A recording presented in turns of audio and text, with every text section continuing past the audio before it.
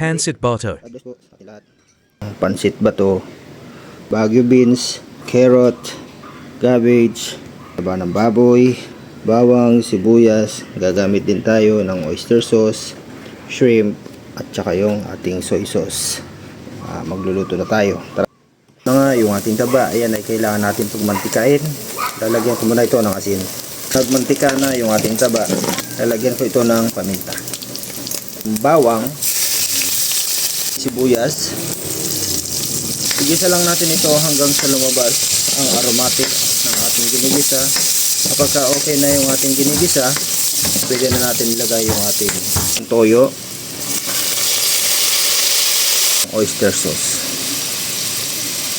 Maglalagay na tayo ng sabaw, tubig,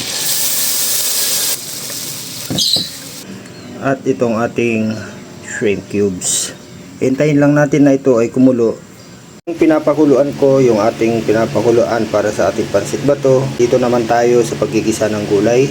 Lagyan lang natin ito ng mantika yung ating pan. At ilalagay na natin yung ating beans, carrots. Gigisa natin ito para mas lalong sumarap yung ating pancit bato. Lalong madami yung ating carrot kaya hindi ko na ilagay lahat. Sasarapin natin. Ako pa lang i-endorse sa inyo kung gusto nyong sa mahilig mag-swimming at meron akong may aalok sa inyo ang itong original pritong manok sa mahilig mag-chicha. Ayan, kasyang-kasya sa buong Bambarangay ninyo. Kaya family reunion itong manok, the original.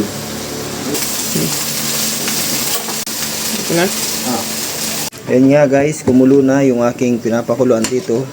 Ayan, luto na siguro naman ng ating baboy. Pwede ko nang ilagay yung aking pancit bato. Ito, dami yung ating sabaw.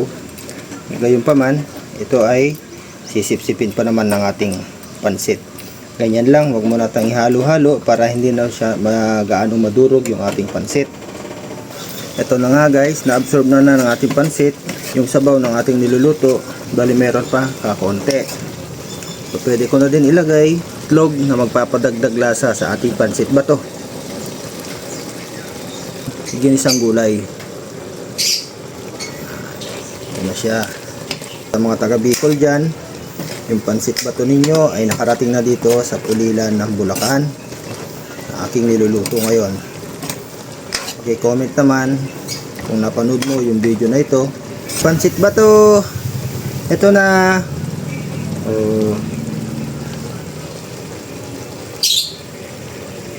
Ito na yung finished product ng ating nilutong pancit bato.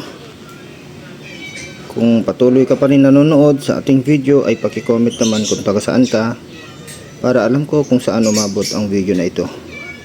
At kung nag-enjoy ka din sa aking pagluluto, sa iyong panonood, ay palambing naman na paki-share yung ating video para mapanood din ng ating mga kababayan yung ating nailutong pancit bato.